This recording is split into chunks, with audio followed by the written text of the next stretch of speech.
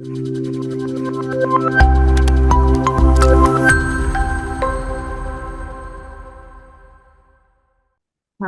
BHIG 105 unit 1 ആണ് നമ്മൾ ഈ വീഡിയോയിൽ പ്രസന്റ് ചെയ്യുന്നത്. യൂണിറ്റ് 1ന്റെ പേര് ഹിസ്റ്റോറിക്കൽ സോഴ്സസ് എന്നാണ്. ആദ്യകാല മധ്യ അതായത് ഏർലി മിഡീവൽ ഇന്ത്യയെ കുറിച്ച് പഠിക്കാനായിട്ട് നമുക്ക് ലഭ്യമായിട്ടുള്ള ചരിത്ര സ്രോതസ്സുകളെ കുറിച്ചിട്ടാണ് നമ്മൾ ഈ യൂണിറ്റിൽ ഡിസ്കസ് ചെയ്യുന്നത്. അപ്പൊ ഈ യൂണിറ്റിൽ പല ടൈപ്പ് ഓഫ് ഹിസ്റ്റോറിക്കൽ സോഴ്സസ് സോഴ്സസിനെ കുറിച്ച് നമ്മൾ ഡീൽ ചെയ്യുന്നുണ്ട്.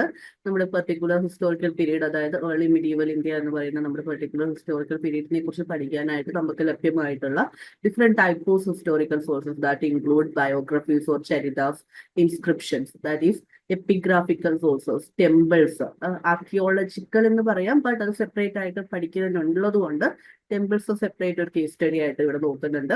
അതേപോലെ തന്നെ ഓറൽ ട്രഡീഷൻ, അതായത് ബലാഡ്സ് എങ്ങനെയാണ് ഒരു സോഴ്സ് മെറ്റീരിയൽ ആവുന്നത്, ഒരു സോഴ്സ് ആവുന്നത്, Puranas, law books, poems, songs, Chinese accounts, Islamic sources, lot of historical സോഴ്സസിനെ കുറിച്ച് നമ്മൾ ഈ ഒരു യൂണിറ്റിൽ ഡീൽ ചെയ്യുന്നുണ്ട്. അപ്പൊ ഫസ്റ്റ് ഓഫ് ഓൾ നമുക്ക് ഈ ഒരു യൂണിറ്റിന്റെ ഇൻട്രൊഡക്ഷൻ നോക്കുകയാണെന്നുണ്ടെങ്കിൽ, ഒരു 8th to 12th സെഞ്ചുറി വരെയുള്ള ഇന്ത്യ ചരിത്രം പഠിക്കാനായിട്ട്, അതായത് ഏർലി ഇന്ത്യയുടെ ചരിത്രം പഠിക്കാനായിട്ട് നമുക്ക് അവൈലബിൾ ആയിട്ടുള്ള സോഴ്സ് മെറ്റീരിയൽസിനെ കുറിച്ചാണ് നമ്മൾ ഈ യൂണിറ്റിൽ ഡിസ്കസ് ചെയ്യുന്നത്. അപ്പോൾ ഇനി ഈ യൂണിറ്റിന്റെ ഒരു ചെറിയൊരു ഇൻട്രൊഡക്ഷൻ ആണ് ഞാൻ ഇനി കാണിക്കുന്നത്.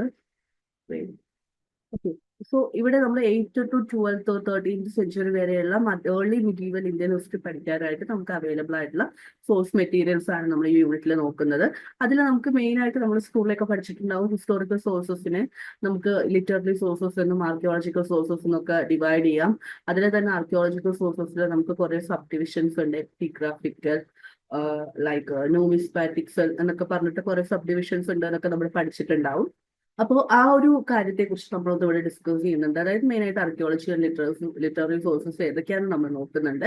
കൂടെ തന്നെ പുതിയ തരത്തിലുള്ള റൈറ്റിംഗ് സ്റ്റൈൽസ്, രചനാ രീതികൾ, ചരിത്ര പ്രിസർവേഷൻ അല്ല, ചരിത്ര പ്രിസർവേഷൻ എന്നും പറയാം, അതല്ലെങ്കിൽ പുതിയ രീതിയിലുള്ള സാഹിത്യ രീതികൾ, രചനാ രീതികൾ, അത് ചരിതാസ്, വംശാവലീസ്, ജീനിയോളജീസ്, പ്രശസ്തീസ്, അതൊക്കെ ഈ ഒരു കാലഘട്ടത്തിൽ കോമൺ ആയിരുന്നു. അപ്പൊ അതിനെക്കുറിച്ച് നമ്മൾ നോക്കുന്നുണ്ട്.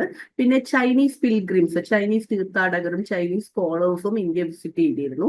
അവര് ഇന്ത്യയെ കുറിച്ചിട്ട്, അല്ലെങ്കിൽ അവർ വിസിറ്റ് ചെയ്തിട്ടുള്ള സമകാലിക ഇന്ത്യയെ കുറിച്ചിട്ട്, അതായത് ആ കാലഘട്ടത്തിലെ ഇന്ത്യയെ കുറിച്ച് അവരുടെ ഇൻഫർമേഷൻ, അവരുടെ എക്സ്പീരിയൻസ് അവർ ഷെയർ ചെയ്യുന്നുണ്ട്. ഫോർ എക്സാമ്പിൾ ഹുയാമിസം, അത് ഇന്ത്യൻ ആദ്യകാല മീൻസ് ഏർലി മിഡീവൽ ഇന്ത്യയുടെ ഹിസ്റ്റോറിക്കൽ റീകൺസ്ട്രക്ഷൻ ഏറ്റവും ഇമ്പോർട്ടന്റ് ആയിട്ടുള്ള ഒന്നാണ് ചൈനീസ് അക്കൗണ്ട്സ് എന്ന് പറയുന്നത്. അതേപോലെ തന്നെ ഇസ്ലാമിക് റൂള്, നോർത്ത് ഇന്ത്യയിൽ ഉണ്ടായിട്ടുള്ള Islamic rule, especially Persian sultanate rule ഒക്കെ തന്നെ ഒരു new style of historical writing ഇവിടെ കൊണ്ടുവന്നിട്ടുണ്ട്. അപ്പൊ അവര് ഒരു കൈൻഡ് ഓഫ് ഇസ്ലാമിക് ടെക്സ്റ്റുകളൊക്കെ പ്രിപ്പയർ ചെയ്തു. അതും സുൽത്താനേറ്റ് പീരീഡിന്, ആ ടൈമിൽ ഉണ്ടായിരുന്ന ഇസ്ലാമിക് ടെക്സ്റ്റുകള് സുൽത്താനേറ്റ് പീരീഡിനെ അണ്ടർസ്റ്റാൻഡ് ചെയ്യാനായിട്ട് നമ്മൾ ഒരുപാട് ഹെൽപ്പ് ചെയ്യുന്നുണ്ട്. സുൽത്താനേറ്റ് പീരീഡിനെ കുറിച്ച് ഒരുപാട് ഇൻഫർമേഷൻ നമുക്ക് ലഭിക്കുന്നുണ്ട് ഇത്തരത്തിലുള്ള ഇസ്ലാമിക് ടെക്സ്റ്റുകളിൽ നിന്നാണ്. അത് പേർഷ്യൻ സ്റ്റൈലൊക്കെ അഡോപ്റ്റ് ചെയ്തിട്ടുള്ള ഒരു ടൈപ്പ് ഓഫ് ഹിസ്റ്റോറിയോഗ്രാഫി ആയിരുന്നു. നമുക്ക് മോഡേൺ ടൈം ഓഫ് ഹിസ്റ്റോറിയോഗ്രാഫി വെച്ചിട്ട് അതിനെ ഡിഫൈൻ ചെയ്യാൻ പറ്റില്ല എന്നുണ്ടെങ്കിൽ പോലും it's A kind of historiography which contain Islamic elements and Persian style. And though not all sources are strictly historical, നമ്മൾ മധ്യകാല ഇന്ത്യ ആണ് പറയുന്നത്, അതും മധ്യകാല ഇന്ത്യയുടെ ഏർലി ഫേസ് ആണ്, ഏർലി മിഡീവൽ ഇന്ത്യ ആണ് പറയുന്നത്. സോ ഏർലി മിഡീവൽ ഇന്ത്യ എന്ന് പറയുമ്പോൾ നമുക്ക് ആ ഒരു പീരീഡിന്റെ നേച്ചർ വെച്ച് തന്നെ പറയാൻ പറ്റും ഓൾ സോഴ്സസ് ഹിസ്റ്റോറിക്കൽ ആയിരിക്കില്ല. അത്രയും സയന്റിഫിക് ആയിട്ടുള്ള ഹിസ്റ്റോറിക്കൽ സോഴ്സസ് ആണോ എന്ന് ചോദിച്ചാൽ അല്ല. അതിൽ നമുക്ക് മിത്തിക്കൽ ആയിട്ടുള്ള, അതല്ലെങ്കിൽ എക്സാഗ്രേറ്റഡ് ആയിട്ടുള്ള ഇൻഫർമേഷൻസ് ഉണ്ടാവും. ഫോർ എക്സാമ്പിൾ ഇപ്പോൾ ഈ പറയുന്ന ബയോഗ്രഫീസ് ഒക്കെ വെച്ച് നോക്കുമ്പോൾ, ഈ കിങ്സിന്റെ ഒക്കെ ബയോഗ്രഫീസ് ആണെന്നുണ്ടെങ്കിൽ ആ ബയോഗ്രഫീസിലൊക്കെ കുറെ എക്സാഗ്രേഷൻസ് ഉണ്ടാവും, ഓവറായിട്ട് ഗ്ലോറിഫൈ ചെയ്യുന്നുണ്ടാവും ഒരു പെർട്ടിക്കുലർ കിങ്ങിനെ. കുറച്ചൊക്കെ മിത്തിക്കൽ ആയിട്ടുള്ള, അതേപോലെ തന്നെ സൂപ്പർസ്റ്റിഷ്യൻ, അങ്ങനെയൊക്കെയുള്ള നെറേഷൻ ഉണ്ടാവും. ബട്ട് അതില് ഹിസ്റ്റോറിക്കൽ എലമെന്റ്സ് ഉണ്ടാവും. Okay, so though not all sources are strictly historical, they offer important information about politics, society and culture. ഈ സോഴ്സസ് എല്ലാം സ്ട്രിക്ട്ലി ഹിസ്റ്റോറിക്കൽ ആണ്, സ്ട്രിക്ട്ലി സബ്ജക്റ്റീവ് ആണ് അതൊന്നും പറയാൻ പറ്റില്ല. കുറെയൊക്കെ പുരാണപരമായിട്ട്, മിത്തിക്കലായിട്ട്, എക്സാഗ്രേറ്റഡ് ആയിട്ടൊക്കെ ഉണ്ടാവും. അപ്പൊ അതിലൊക്കെ തന്നെ ഹിസ്റ്റോറിക്കൽ എലമെന്റ്സ് ഉണ്ട്.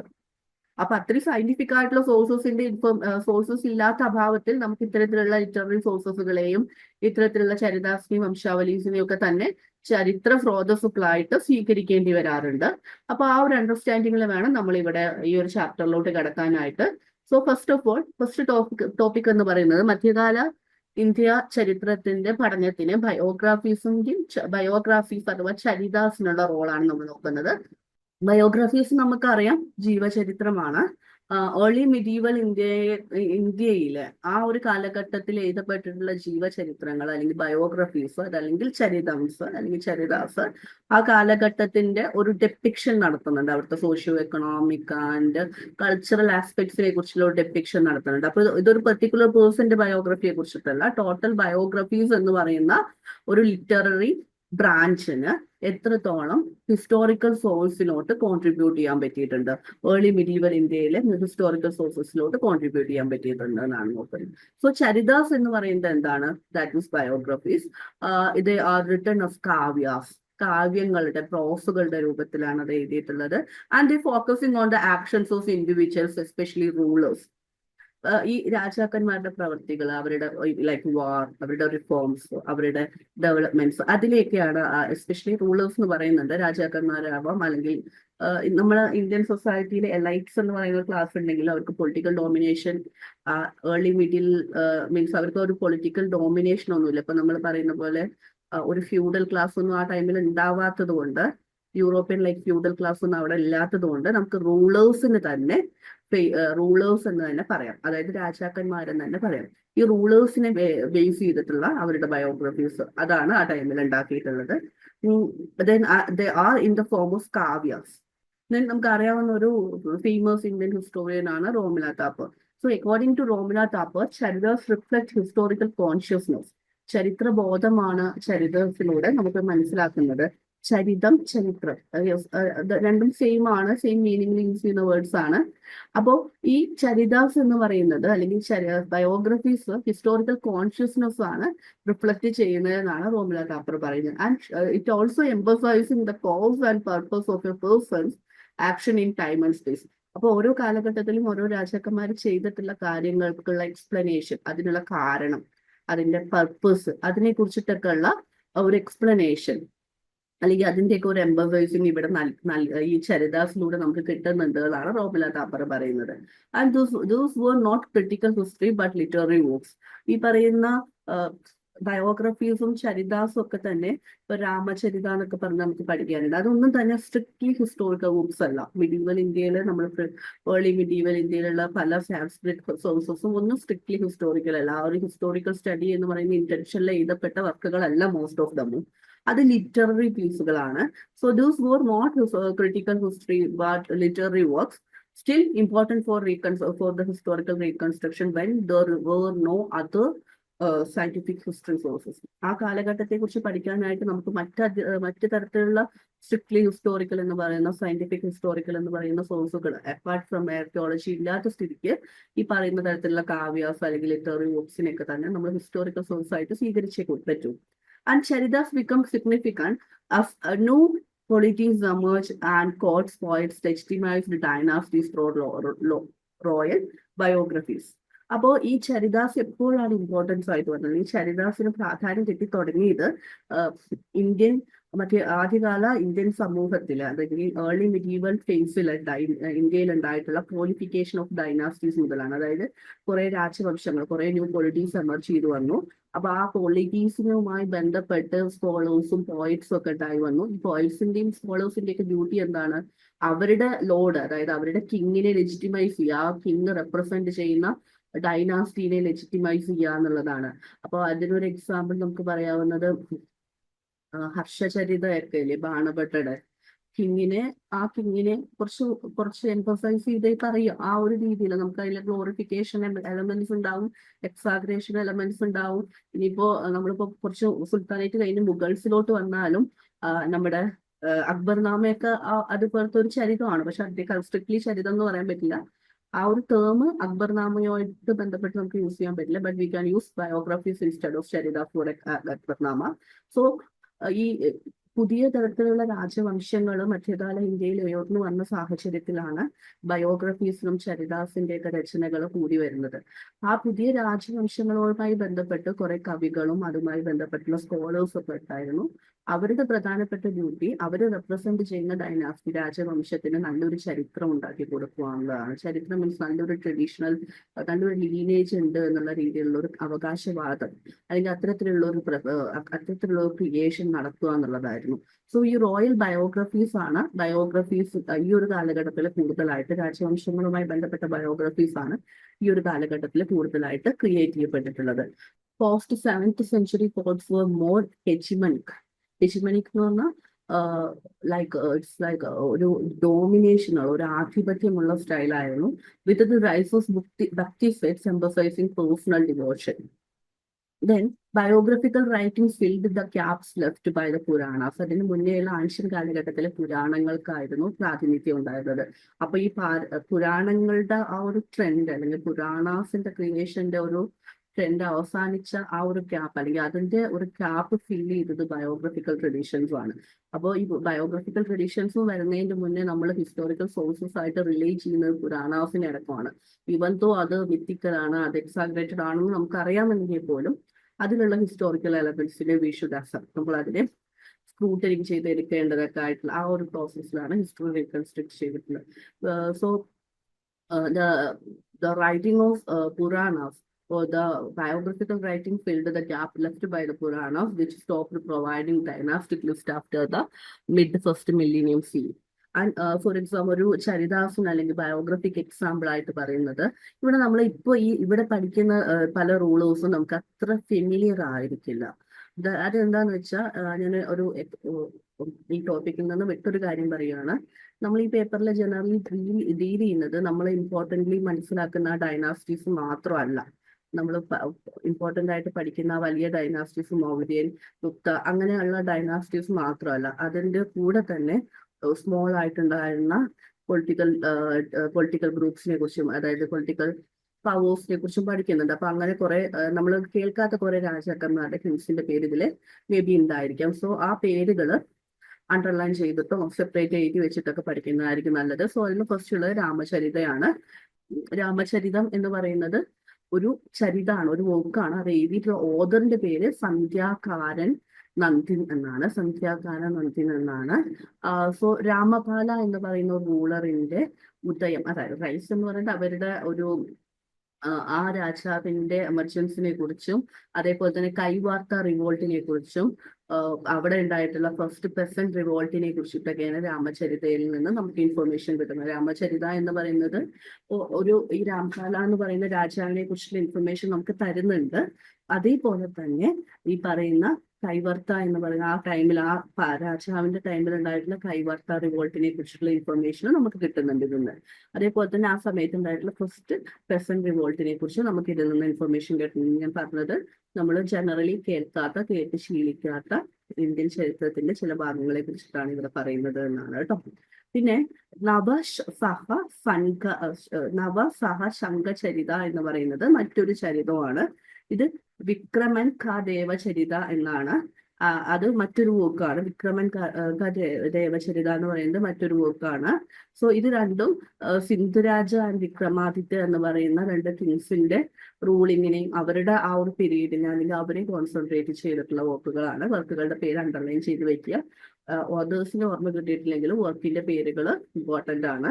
പിന്നെ ചില വർക്ക്സിൽ ഓതേഴ്സിനെ സ്പെസിഫൈ ചെയ്തിട്ടുണ്ടാവില്ല, അൺനോൺ ഓതേഴ്സ് ആയിരിക്കും, ബട്ട് വർക്കുകളുടെ പേരുകൾ ഇമ്പോർട്ടൻ്റ് ആണ്. പിന്നെ കുമാരപാല ചരിത എന്ന് പറയുന്നത് ഹേമചന്ദ്ര അല്ലെങ്കിൽ ഹേമചന്ദ്ര എഴുതിയിട്ടുള്ള വർക്കാണ്.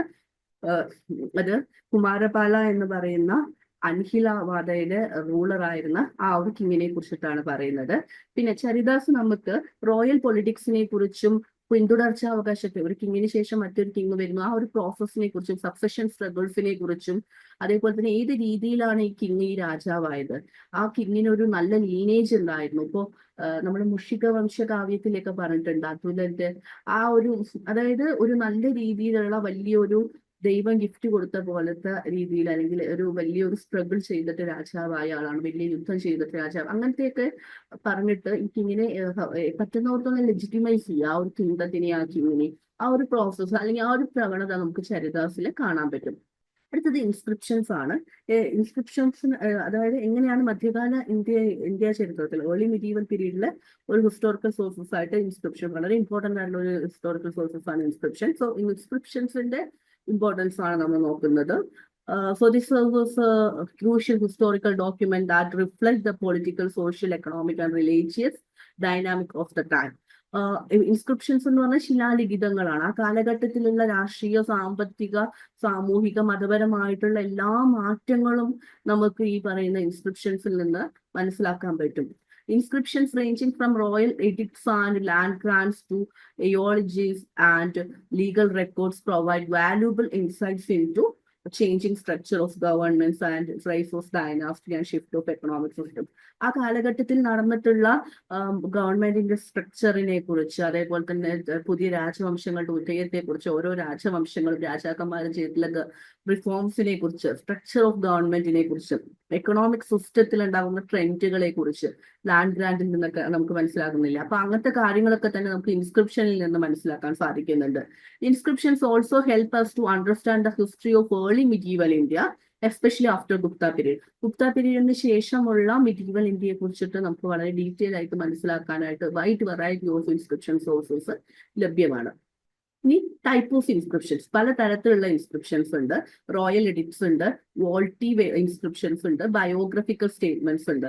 റോയൽ എഡിക്ട്സ് എന്ന് പറഞ്ഞാൽ കിങ്ങിന്റെ ശാസനങ്ങളാണ്, ഒഫീഷ്യൽ പ്രൊക്ലമേഷൻസ് ആണ്, ലൈക്ക് ഒഫീഷ്യൽ നോട്ടിഫിക്കേഷൻ അങ്ങനെയൊക്കെ പറയില്ലേ നമ്മൾ, കിങ് പുറപ്പെടുപ്പിക്കുന്ന ഉത്തരവുകളാണ് റോയൽ എഡിക്ട്സ്. വോൾട്ടീവ് ഇൻസ്ക്രിപ്ഷൻസ് എന്ന് പറഞ്ഞാൽ മതപരമായിട്ടുള്ള കാരണങ്ങൾക്ക്, മതപരമായിട്ട് രാജാവ് അല്ലെങ്കിൽ വേറെ എന്തെങ്കിലും ഒരു ഗ്രൂപ്പ്, ഒരു പേഴ്സൺ നൽകിയിട്ടുള്ള സമ്മാനങ്ങൾ. ഇപ്പൊ ഭൂമി, ഈ പറയുന്ന കിങ് ക്ഷേത്രത്തിന് ഭൂമി ദാനം ചെയ്യുകയാണ്. അപ്പൊ അങ്ങനത്തെ കാര്യങ്ങളുടെയൊക്കെ ഇൻസ്ക്രിപ്ഷൻ ആണ് വോൾട്ടീവ് ഇൻസ്ക്രിപ്ഷൻസ്. ബയോഗ്രഫിക്കൽ സ്റ്റേറ്റ്മെന്റ് എന്ന് പറയുന്നത് record of individual feelings and achievements. ഓരോ കിങ്ങുകളുടെ അല്ലെങ്കിൽ വലിയ ആളുകളുടെ വ്യക്തിപരമായിട്ടുള്ള നേട്ടങ്ങളുടെയും അവരുടെ അച്ചീവ്മെന്റ്സിന്റെയും ഒക്കെ തന്നെ രേഖകളാണ് ബയോഗ്രഫിക്കൽ സ്റ്റേറ്റ്മെന്റ്. ഫോർ എക്സാമ്പിൾ, ഒരു കിങ് വലിയൊരു യുദ്ധം ജയിക്കുവാണെങ്കിൽ ആ ജയത്തെ കുറിച്ചിട്ടുള്ള ഒരു ഇൻസ്ക്രിപ്ഷൻ അതിനെ എഴുതി വെക്കുവാണെങ്കിൽ അത് biographical statement kind of inscription ആയി. ഇനി ലീഗൽ ഡോക്യുമെന്റ്സും ഒരു കൈൻഡ് ഓഫ് ഇൻസ്ക്രിപ്ഷൻ ആണ്. ലാൻഡ് റൈറ്റ്സും ഒബ്ലിഗേഷൻസും ഒക്കെ പറയുന്നത് ഈ ലീഗൽ ഡോക്യുമെന്റ്സ് ആയിട്ടുള്ള ഇൻസ്ക്രിപ്ഷൻസിലാണ്. അതേപോലെ തന്നെ it reflect historical change, political events and societal transformations for royal court, religious groups, elites, officials. അതായത് കിങ് റോയൽ കോർട്ടിന്റെയും റിലീജിയസ് ഗ്രൂപ്പ്സിന്റെയും കിങ്ങിന്റെയും എലൈറ്റ് ഒഫീഷ്യൽസിന്റെ ഒക്കെ അവരുമായിട്ടുള്ള നിയമപരമായിട്ടുള്ള നോട്ടിഫിക്കേഷൻസ്, നിയമപരമായിട്ടുള്ള ശാസനകളാണ് ലീഗൽ ഡോക്യുമെന്റ്സ് എന്ന് പറയുന്നത്. പിന്നെ ഈ പറയുന്ന ഇൻസ്ക്രിപ്ഷൻസ് എങ്ങനെയാണ് എന്താ പറയാ സൂക്ഷിച്ചിരുന്നത് എന്ന്, സൂക്ഷിക്കാൻ മീൻസ് അത് എങ്ങനെയാണ് പ്രിസർവ്ഡ് ആയിരുന്നത് നമുക്ക് നോക്കാം. ഒന്ന് എൻക്രേവ് ചെയ്യുമായിരുന്നു. ടെമ്പിൾ വാൾസിലെയും കോപ്പർ പ്ലേറ്റുകളിലേക്ക് എൻക്രേവ് ചെയ്തതായിരുന്നു ഇൻസ്ക്രിപ്ഷൻ എന്ന് പറയുന്നത്. ഇപ്പൊ നമുക്ക് തഞ്ചാവൂര് പോലെയുള്ള ക്ഷേത്രങ്ങളുടെയൊക്കെ ചുമരുകളിൽ നമ്മൾ കാണുന്ന ആ ഇൻസ്ക്രിപ്ഷൻസ്. പിന്നെ കോപ്പർ പ്ലേറ്റ്, നമുക്ക് ജൂയിഷ് കോപ്പർ പ്ലേറ്റ് എന്നൊക്കെ കേട്ടിട്ടുണ്ടാവും. അതായത് കോപ്പർ തകടില്, ചെമ്പ് തകടില് എഴുതി വെച്ചിട്ടുള്ള ഇൻസ്ക്രിപ്ഷൻ. അപ്പോൾ ഈ എൻക്രേവിങ്സ് വഴിയാണ് അതായത് റൈറ്റിംഗ് ടെക്നോളജി, വേറെ കൈൻഡ് ഓഫ് റൈറ്റിംഗ് ടെക്നോളജിയോ അല്ലെങ്കിൽ പ്രിസർവേഷൻ ടെക്നിക്കോ ഇല്ലാത്ത ടൈമിൽ ഒരു റോക്ക് പോലെയുള്ള ഹാർഡ് സർഫേസുകളും കോപ്പർ പ്ലേറ്റും ആണ് ഇൻസ്ക്രിപ്ഷൻസ്, അതായത് ഈ പറയുന്ന എഴുത്തുകളൊക്കെ നടത്താനായിട്ട് യൂസ് ചെയ്തത്. And copper plate was passed down within families consulted by later orders on parts. ഈ കോപ്പർ പ്ലേറ്റുകൾ ഫാമിലി ടു ഫാമിലീസ് ആയിട്ട്, ലൈക്ക് ഒരു നമ്മളിപ്പോ ഈ ഡോക്യുമെന്റ്സ് ഒക്കെ ഫാമിലിയിൽ നിന്ന് നെക്സ്റ്റ് ജനറേഷനിലോട്ട് പാസ് ചെയ്യുന്ന പോലെ ഇത് ഫാമിലി ടു ഫാമിലി ആയിട്ട് മീൻസ് ഫാമിലിയിൽ നിന്ന് ഓരോ ജനറേഷൻ ആയിട്ട് പാസ് ചെയ്ത് വന്നിരുന്നു എന്നാണ് പറയുന്നത്. ഇനി പ്രശസ്തീസ് ആൻഡ് ഡൈനാസ്റ്റിക് റെക്കോർഡ്സ് എന്താണെന്ന് നോക്കുവാണെങ്കിൽ, പ്രശസ്തി എന്ന് പറയുന്നത് eulogistic inscriptions glorifying king and dynastics. കിങ്ങിനെയും രാജവംശത്തിനെയും ഗ്ലോറിഫൈ ചെയ്യുന്ന, ഗ്ലോറിഫൈ എന്ന് പറഞ്ഞാൽ മഹത്വവൽക്കരിക്കുന്ന, പ്രശംസിക്കുന്ന ടൈപ്പ് ഓഫ് ഇൻസ്ക്രിപ്ഷൻ ആണ് പ്രശസ്തീസ് എന്ന് പറയുന്നത്. ഇതിലെ ജീനിയോളജി, വംശാവലി ഉണ്ടാവും, റിലീജിയസ് ആയിട്ടുള്ള മതപരമായിട്ടുള്ള അഫിലിയേഷൻസ് ഉണ്ടാവും, കിങ്ങിന്റെയോ അല്ലെങ്കിൽ രാജവംശത്തിന്റെയോ അല്ലെങ്കിൽ ആ പർട്ടിക്കുലർ രാജവംശവുമായി ബന്ധപ്പെട്ട് നടന്നിട്ടുള്ള ഇമ്പോർട്ടന്റ് ആയിട്ടുള്ള ഇവന്റ്സ് ഉണ്ടാവും. ഈ എന്തായിരുന്നു പ്രശസ്തീസ് എന്ന് പറയുന്ന ഇൻസ്ക്രിപ്ഷന്റെ പർപ്പസ് എന്ന് നോക്കുമ്പോൾ കിങ്ങിന്റെ ഭരണത്തിനെയും ആ ഡൈനാസ്റ്റിയുടെ അച്ചീവ്മെന്റ്സിനെയും ആ ഡൈനാസ്റ്റിയുടെ ഗ്ലോറി, ആ രാജവംശത്തിന്റെ മഹത്വത്തെയും ഉയർത്തിപ്പിടിക്കുക, അതിനെ ലെജിറ്റിമൈസ് ചെയ്യുക, അതിനെ ന്യായീകരിക്കുക. അല്ലെങ്കിൽ ഈ ഒരു ഡൈനാസ്റ്റിക്ക് വളരെ ഗ്ലോറിഫൈഡ് ആയിട്ടുള്ള ഒരു പാസ്റ്റ് ഉണ്ടായിരുന്നു എന്ന്, ഒരു പെർട്ടിക്കുലർ ഡൈനാസ്റ്റിക്ക് ഗ്ലോറിഫൈഡ് ആയിട്ടുള്ള മഹത്വമായിട്ടുള്ള ഒരു പാസ്റ്റ് ഉണ്ടായിരുന്നു എന്ന് പ്രൂവ് ചെയ്യുക, ലെജിറ്റിമൈസ് ചെയ്യുക. അതാണ് പ്രശസ്തീസിന്റെ റോൾ അല്ലെങ്കിൽ പേർപ്പസ് എന്ന് പറയുന്നത്. ആ കാലഘട്ടത്തിൽ നടന്നിട്ടുള്ള സാമ്പത്തിക മാറ്റങ്ങളും ഭൂദാനങ്ങളും ഒക്കെ തന്നെ എപ്പിഗ്രാഫിക്കൽ എവിഡൻസ് ആയിട്ട് അല്ലെങ്കിൽ ഇൻസ്ക്രിപ്ഷണൽ ആയിട്ട് നമുക്ക് ഇൻസ്ക്രിപ്ഷണൽ എവിഡൻസ് ആയിട്ട് അല്ലെങ്കിൽ ഇൻസ്ക്രിപ്ഷൻസ് ആയിട്ട് അവർ എൻക്രേവ് ചെയ്തു വെച്ചിരുന്നു. യജ്ഞാട്ടുദാന എന്ന് പറയുന്നത് സാക്രിഫൈഷ്യൽ റിച്വൽസിൽ നിന്ന്, അതായത് യാഗങ്ങളിൽ നിന്ന്, യാഗം, യജ്ഞം, അതായത് സാക്രിഫൈഷ്യൽ റിച്വൽസ് എന്ന് പറയുമ്പോൾ യാഗവും യജ്ഞവുമാണ്. അതിൽ നിന്ന് ലാൻഡ് ഗ്രാൻഡ്സിലോട്ട്, ലാൻഡ് ഗ്രാൻഡ് എന്ന് പറയുന്ന ദാനമാണ്, സാക്രിഫൈഷ്യൽ റിച്വൽസ് എന്ന് പറയുന്നത് യജ്ഞം അഥവാ യാഗമാണ്. അതിൽ നിന്ന് ലാൻഡ് ഗ്രാൻഡ്സിലോട്ടുള്ള ആ ഒരു ഷിഫ്റ്റിനാണ് ഇവിടെ പവർ ലെജിറ്റിമൈസ് ചെയ്യാനായിട്ട് യൂസ് ചെയ്യുന്നത്. അതേപോലെ തന്നെ ലാൻഡ് എന്ന് പറയുന്നത് ആ കാലഘട്ടത്തിലെ ഇമ്മൂവബിൾ ആയിട്ടുള്ള ഒരു വെൽത്ത് ആണ്. ഒരാൾക്ക് ഒരാളുടെ ലാൻഡ് കട്ട് കൊണ്ടുപോകാൻ പറ്റില്ല. വേറെ ലീഗലി നമുക്ക് അതിനെ മാനിപ്പുലേറ്റ് ചെയ്യാനൊക്കെ പറ്റുമെങ്കിലും it's an immovable wealth. And during that time, land become a primary source of wealth, shifting from movable assets like cow or gold. And ഈ കാലഘട്ടത്തിൽ ബ്രാഹ്മണിക്കൽ പവർ, ബ്രാഹ്മിൻ ഡോമിനേഷൻ കൂടുതലായിരുന്നു. ഈ പറയുന്ന കിങ്സ് ഒക്കെ തന്നെ അവരുടെ പ്രശസ്തി ഉയരാൻ വേണ്ടിയിട്ട് ബ്രാഹ്മൺസിന് they use to grand lands to Brahmins. അതാണ് ലാൻഡ് ഗ്രാൻഡ്സ് എന്ന് പറയുന്നത്. ബ്രാഹ്മിൻസിന് ഭൂമി ദാനമായി കൊടുത്തിരുന്നു. അപ്പൊ അങ്ങനെ അവർക്ക് ഒരുപാട് ലാൻഡും വെൽത്തും, ബ്രാഹ്മൺസിന്റെ കയ്യിൽ ഒരുപാട് ലാൻഡും വെൽത്തും വന്നു ചേർന്നു. ആ വെൽത്തിൽ നിന്നും ലാൻഡിൽ നിന്നുമാണ് ബ്രാഹ്മിൻസ് ഒരു സൊസൈറ്റിയെ തന്നെ ഡോമിനേറ്റ് ചെയ്യുന്ന രീതിയിലുള്ള ഒരു ഇന്ത്യൻ വേർഷൻ ഓഫ് ഫ്യൂഡലിസം, ജന്മിത്വം, അങ്ങനത്തെ ഒക്കെ ടൈപ്പോസ് കാര്യങ്ങളിലോട്ട് വരുന്നത്. അത് വേറൊരു പൊളിറ്റിക്കൽ ആസ്പെക്ട് ആണ്. ബട്ട് നമ്മൾ ഇവിടെ നോക്കേണ്ടത് ആ കാലഘട്ടത്തിൽ ബ്രാഹ്മണിക്കൽ ഡോമിനേഷൻ കൂടുതലായിരുന്നു. ബ്രാഹ്മിൻസിന് കിങ് കുറെ വെൽത്ത്, ലാൻഡ് ഗിഫ്റ്റ് ആയി കൊടുത്തിരുന്നു. ബ്രാഹ്മിൻസിന് ദാനം കൊടുക്കുന്നത് പുണ്യമാണെന്നുള്ള കൺസെപ്റ്റില്. അപ്പോ അങ്ങനെ ബ്രാഹ്മിൻസിന് വെൽത്തും പൊളിറ്റിക്കൽ പവറും കൂടി വരുവാണ്.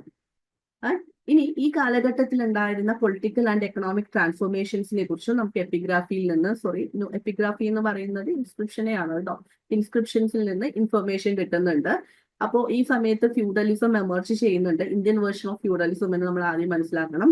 Post Gupta period saw the rise of feudal structures as kings granted land to religious institutions and brahmanas.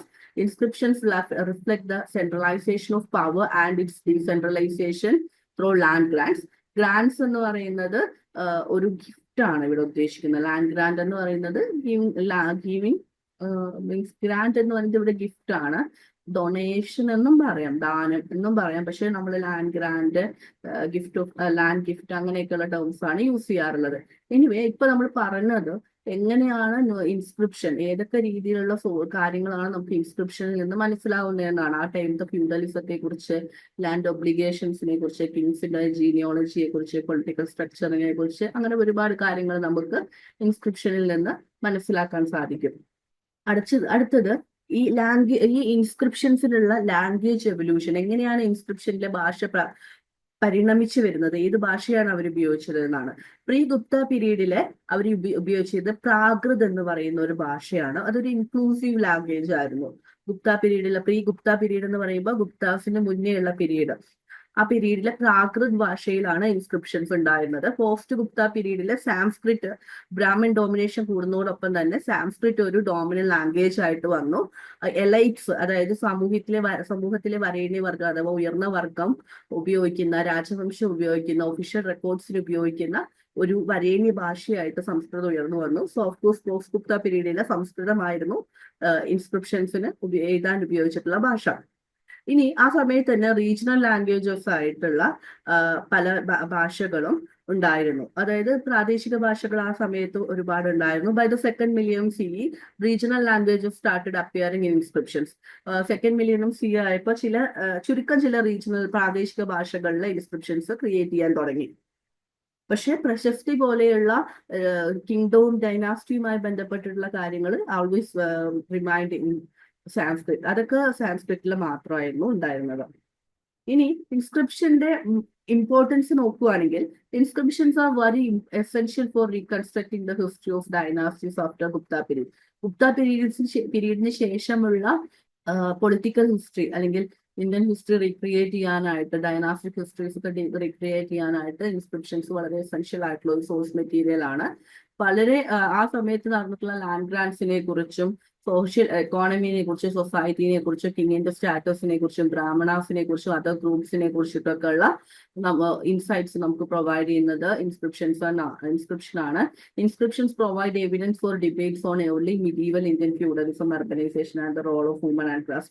പലതരത്തിലുള്ള social aspect like feudalism, urbanisation, woman, gender and provision, അങ്ങനത്തെ പല കാര്യത്തിലുള്ള ഡിബേറ്റ്സിനും നമുക്ക് ഹിസ്റ്റോറിക്കൽ ആയിട്ടുള്ള ഇൻഫർമേഷൻ നൽകുന്നത് ഇൻസ്ക്രിപ്ഷൻസ് ആണ്. കാൻഡേലാസ് എന്ന് പറയുന്നത് ഒരു ടൈപ്പ് ഓഫ് ഇൻസ്ക്രിപ്ഷൻസ് ആണ്. The show the gradual formation of the state from frontier to frontier samantas. പിന്നെ ജീനിയോളജീസ് എന്ന് പറയുന്നത് കിങ് ക്രിയേറ്റ് ചെയ്യുന്ന kings created inflated genealogies to legitimise the role. കിങ്ങിന്റെ വംശാവലി ചരിതമാണ് ജീനിയോളജി എന്ന് പറയുന്നത്. അതിൽ ആക്ച്വലി മിത്തിക്കൽ എലമെന്റ്സ് കൂടുതലായിരിക്കും. ബട്ട് അതിൽ ഹിസ്റ്റോറിക്കൽ എലമെന്റ്സ് ഉണ്ട്. ഞാൻ നേരത്തെ പറഞ്ഞ പോലെ ഈ ഹിസ്റ്റോറിക്കൽ എലമെന്റ്സിനെ നമ്മൾ സ്ക്രൂട്ടിനി ചെയ്തെടുക്കണം. മറ്റു തരത്തിലുള്ള സോഴ്സുകളുടെ അഭാവത്തിൽ ഇത്തരത്തിലുള്ള ജീനിയോളജിയിലും മറ്റുമുള്ള മിത്തിക്കൽ ആയിട്ട് മിക്സ് ആയിട്ടുള്ള ഹിസ്റ്റോറിക്കൽ എലമെന്റ്സ് വളരെ ഇമ്പോർട്ടന്റ് ആണ്. പിന്നെ പിന്നെ നമുക്ക് ഇൻസ്ക്രിപ്ഷനിൽ നിന്ന് കിട്ടുന്ന മറ്റൊരു ഇൻഫർമേഷൻ എന്ന് പറയുന്നത് പല കിങ്ഡംസും അവരുടെ മാരേജ് അലയൻസിലൂടെയും പലതരത്തിലുള്ള മിത്തുകൾ അവരുടെ രാജവംശവുമായി ബന്ധപ്പെട്ട് പലതരത്തിലുള്ള പുരാണങ്ങളുമായി ബന്ധപ്പെട്ട മിത്തുകൾ ഉണ്ടാക്കിയിട്ടും ഒക്കെയാണ് പല കിങ്ഡംസും ഷേപ്പ് ചെയ്തിട്ടും ഡെവലപ്പ് ചെയ്തും വന്നിട്ടുള്ളത് എന്നുള്ള ഒരു ഇൻഫർമേഷനും കൂടി നമുക്ക് ഇൻസ്ക്രിപ്ഷൻസിൽ നിന്ന് കിട്ടുന്നുണ്ട്. ഇനി ഈ സമയത്ത് പലതരത്തിലുള്ള പവർ ചേഞ്ചസും പവർ ഡൈനാമിക്സും സോഷ്യൽ ചേഞ്ച് ഒക്കെ ഉണ്ടായിട്ടുണ്ട്. അതേപോലെ തന്നെ പലതരത്തിലുള്ള മതപരമായിട്ടുണ്ടായിട്ടുള്ള മാറ്റങ്ങളെ കുറിച്ച്, മതപരമായിട്ട് നടത്തിയിട്ടുള്ള ധാനങ്ങളെ കുറിച്ച്, വെൽത്ത്, സ്റ്റാറ്റസ്, പവർ, അതിനെ കുറിച്ചുള്ള ഇൻഫർമേഷനും മധ്യകാല ഇന്ത്യയിലെ സാമൂഹിക, സാമ്പത്തിക, സാംസ്കാരികമായിട്ടുള്ള എല്ലാ രംഗങ്ങളെ കുറിച്ചിട്ടുള്ള ഇൻഫർമേഷനും നമുക്ക് ഇൻസ്ക്രിപ്ഷൻസ് പ്രൊവൈഡ് ചെയ്യുന്നുണ്ട്. ഇനി മധ്യകാല ഇന്ത്യൻ ചരിത്രം, ഏർലി മിഡീവൽ ഇന്ത്യൻ ഹിസ്റ്ററി പഠിക്കാൻ ടെമ്പിൾസ് എങ്ങനെയാണ് ഒരു ഇമ്പോർട്ടൻറ്റ് സോഴ്സ് ആവുന്നത് എന്ന് നമുക്ക് നോക്കാം. The post Gupta period so A significant rice in temple construction. Gupta കാലഘട്ടത്തിന് ശേഷമുള്ള ഇന്ത്യൻ ഹിസ്റ്ററിയിലെ കാലഘട്ടം ക്ഷേത്ര നിർമ്മാണം ആ കാലഘട്ടത്തിൽ ക്ഷേത്ര നിർമ്മാണം ഒരുപാട് കൂടി വരികയാണ്. പുതിയ റൂളേഴ്സ് ഒക്കെ തന്നെ ടെമ്പിൾസ് ക്രിയേറ്റ് ചെയ്യുകയാണ്. എന്തിനാ അവർ ടെമ്പിൾസ് ക്രിയേറ്റ് ചെയ്ത് വെച്ചാൽ അവരുടെ ഭരണത്തെ ന്യായീകരിക്കാനും ആ ഭരണത്തിന് ഒരു പുണ്യമായിട്ടുള്ള ഒരു സാക്രഡ് ആയിട്ടുള്ള ഒരു ബേസ് കൊടുക്കാനും വേണ്ടിയിട്ടായിരുന്നു. അതായത് ഈ ഒരു ദൈവവുമായി ബന്ധപ്പെട്ടിട്ട് അല്ലെങ്കിൽ ഈ ദൈവത്തിന്റെ റെപ്രസെന്റേറ്റീവ് ആണ് ഇന്ന കിങ് എന്നുള്ള രീതിയിലേക്കുള്ള മാനിപ്പുലേഷൻസ് കൊടുക്കാനും വേണ്ടിയിട്ടായിരുന്നു ടെമ്പിൾസ് ക്രിയേറ്റ് ചെയ്തിരുന്നത്. The Chola empire build large temples with massive enclosures, gateways, mandapas, halls and water bodies. വലിയ ജലാശയങ്ങളും വലിയ ഹാളുകളും വലിയ മണ്ഡപങ്ങളും വലിയ കമാനങ്ങളും വലിയ തരത്തിലുള്ള തൂണുകളും ഒക്കെ ഉള്ള മാസീവ് ആയിട്ടുള്ള വളരെ മനോഹരമായിട്ടുള്ള ആർക്കിടെക്ചറൽ പീസ് ആയിട്ടുള്ള ടെമ്പിൾസ് ഒക്കെ തന്നെ ചോള എംപയേഴ്സ് ബിൽഡ് ചെയ്തിരുന്നു. പിന്നെ ചൗസ്റ്റ് യോഗിനി ടെമ്പിൾ അറ്റ് കാജുരാഹോ അങ്ങനെ തുടങ്ങിയിട്ടുള്ള ചെറിയ ടെമ്പിൾസും ഉണ്ടായിരുന്നു. ഇപ്പൊ സൗത്ത് ഇന്ത്യയിലേക്കെയാണ് ചോള എംപയേഴ്സിന്റെ വലിയ ടെമ്പിൾസ് അങ്ങനെയൊക്കെ നമ്മൾ കാണുന്നത്. Large temples main greater frame and glory for the king who patronised them. അപ്പോൾ ഈ ഒരു വലിയ ടെമ്പിൾ നിർമ്മിക്കുമ്പോൾ ആ ടെമ്പിളുമായിട്ട് അസോസിയേറ്റ് ചെയ്തിട്ടുള്ള നിർമ്മിച്ചിട്ടുള്ള കിങ്ങിന്റെ ഗ്ലോറി കാലങ്ങളായിട്ട് പാസ് ചെയ്യുകയാണ്. ഇപ്പൊ നമുക്ക് രാജരാജ ചോളനെ കുറിച്ച്, വിജയനഗര കിങ്സ് അവര് നിർമ്മിച്ചിട്ടുള്ള ടെമ്പിൾസിന്റെ ഒക്കെ ഇന്ന കിങ് നിർമ്മിച്ച ടെമ്പിൾ ആണ് അത് പറഞ്ഞിട്ടല്ലേ നമ്മൾ അതിനെ ഓർക്കുന്നത്. ഫോർ എക്സാമ്പിൾ തഞ്ചാവൂര് ബൃഹത്തീശ്വര ടെമ്പിൾ ഒക്കെ നമ്മൾ അത് ഓർക്കുന്നത് ഇന്ന പെർട്ടിക്കുലർ കിങ് നിർമ്മിച്ച ടെമ്പിൾ എന്ന് പറഞ്ഞാൽ. സോ അവരുടെ glory four ages for generations pass ചെയ്തു പോവുകയാണ്. So large temples mean greater fame and glory for the king who patronized them. Temples filled with the superior materials had greater longevity and symbolize the royal power. ഓരോ രാജാവിന്റെയും ഓരോ രാജവംശത്തിന്റെയും means അവരുടെ പവറും അധികാരവും അവരുടെ ശക്തിയും ഒക്കെ സൂചിപ്പിക്കുന്ന അവരുടെ പ്രൗഡും അവരുടെ അഭിമാനവും അവരുടെ അതൊക്കെ സൂചിപ്പിക്കുന്ന ഒരു തരത്തിലുള്ള ഒരു സെന്റർ ആയിരുന്നു ആ ഒരു റോയൽ പവർ എംപസൈസ് ചെയ്യുന്ന സിംബിളൈസ് ചെയ്യുന്ന ഒരു കൺസ്ട്രക്ഷൻ ആയിരുന്നു ടെമ്പിൾ എന്ന് പറയുന്നത്. എത്ര വലിയ ടെമ്പിൾ ഉണ്ടാക്കുന്നു അത്രയും വലുതാവുകയാണ് രാജാവ്, അത്രയും പ്രശസ്തിയും അത്രയും പേരും ആ രാജാവിന് കിട്ടുമായിരുന്നു. അപ്പോൾ ആ ഒരു രീതിയിലായിരുന്നു ടെമ്പിൾ കൺസ്ട്രക്ഷനെ അവർ കണ്ടിരുന്നത്. പിന്നെ temples often started as modest cult tied to the royal family surgeon.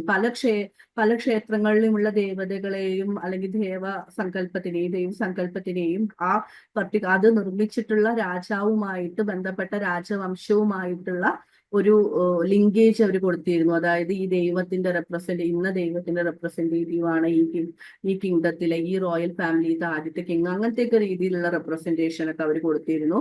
Over time they involve in to elaborate structures with mandapas, pavilions and towers. വലിയ മാസീവ് ആയിട്ടുള്ള ജിംറ്റാറ്റിക് ആയിട്ടുള്ള കൺസ്ട്രക്ഷൻ ആയിരുന്നു ആ ടൈമിലത്തെ ടെമ്പിൾസിന്റെ ഏറ്റവും ഇമ്പോർട്ടന്റ് ആയിട്ടുള്ള ഏറ്റവും നോട്ടീസബിൾ ആയിട്ടുള്ള ഫീച്ചർ എന്ന് പറയാൻ പറ്റും. Temples are essential for dating settlements and understanding their historical context. They provide insights into architectural traditions, royal ideology, and the status of king and local dignitaries. കിങ്ങിന്റെ പദവിയെക്കുറിച്ചും കിങ്ങിന്റെ സാമ്പത്തിക ശേഷിയെക്കുറിച്ചും കിങ്ങിന്റെ പവറിനെ കുറിച്ചും അതേപോലെ തന്നെ ആ രാജവംശവുമായി ബന്ധപ്പെട്ട ഐഡിയോളജീസിനെ കുറിച്ചും ആർക്കിടെക്ചറൽ ട്രഡീഷനെ കുറിച്ചും അവരുടെ മതപരമായിട്ടുള്ള രീതികളെ കുറിച്ചിട്ടും ഇൻഫർമേഷൻ കിട്ടുന്നത് ഇത്തരത്തിലുള്ള ടെമ്പിൾസിൽ നിന്ന് തന്നെയാണ്. അതുപോലെ തന്നെ അതൊരു വലിയ കൾച്ചറൽ ഇമ്പാക്റ്റ് ആയിട്ട് അല്ലെങ്കിൽ ഒരു കൾച്ചറൽ മാസ്റ്റർ പീസ് ആയിട്ട് ഇന്നും നമുക്ക് വിസിബിൾ ആയിട്ടിരിക്കുന്ന കുറെ ടെമ്പിൾസ് ഉണ്ട്. Settlements often grow around temple. ഈ ടെമ്പിൾ എന്ന് പറയുന്നത് സിംപ്ലി റിലീജിയസ് പ്ലേസ് മാത്രമായിരുന്നില്ല, അതുമായി ബന്ധപ്പെട്ട് അതിന്റെ ചുറ്റുമായിട്ട് സെറ്റിൽമെന്റ്സ് ഒക്കെ ഡെവലപ്പ് ചെയ്തു വന്നിരുന്നു. അപ്പൊ ഈ റിലീജിയസ് ആയിട്ടുള്ള ഒരു സെന്റർ തന്നെ at the same time economic and administrative യൂണിറ്റുമായിട്ട് മാറിയിരുന്നു എന്ന് നമ്മൾ മനസ്സിലാക്കണം. ഇപ്പൊ ടെമ്പിൾസ് എന്ന് പറയുന്നത് സിംപ്ലി മോസ്റ്റ് ഓഫ് ദ ടെമ്പിൾസും സിംപ്ലി റിലീജിയസ് സെന്റേഴ്സ് മാത്രമായിരുന്നില്ല, അതുമായി ബന്ധപ്പെട്ട് അതിന്റെ ചുറ്റിലുമായിട്ട് വളരെ ആക്റ്റീവ് ആയിട്ടുള്ള ഒരു എക്കണോമിക് ലൈഫ് ഉണ്ടായിരുന്നു, പ്രൊഫഷൻസ് ഉണ്ടായിരുന്നു, ടെമ്പിൾസുമായിട്ട് ബന്ധപ്പെട്ട് ജോലികൾ അങ്ങനെ ഇവോൾവ് ചെയ്തു വന്നിരുന്നു, പല ജോലികളും ചെയ്യുന്നവരുണ്ടായിരുന്നു. ടെമ്പിൾസുമായി ബന്ധപ്പെട്ടിട്ട് നല്ല രീതിയിൽ അതിന്റെ ചുറ്റുമുള്ള കച്ചവട സമ്പ്രദായങ്ങൾ ഉണ്ടായിരുന്നു. ടെമ്പിൾസുമായിട്ട് റിലേറ്റഡ് ചെയ്തിട്ടുള്ള അഡ്മിനിസ്ട്രേറ്റീവ് വ്യവസ്ഥകളും സിസ്റ്റങ്ങളും ഉണ്ടായിരുന്നു. അപ്പോൾ എല്ലാ ടെമ്പിൾസ് എന്ന് പറയുന്നത് ഒരു ഓൾറൗണ്ടർ ആയിരുന്നു. എല്ലാത്തിലും ടെമ്പിൾസിന് പ്രാതിനിധ്യം ഉണ്ടായിരുന്നു, അതായത് റിലീജിയസ് ആയിരുന്നു എല്ലാത്തിലും എന്ന് നമുക്ക് പറയാൻ പറ്റും.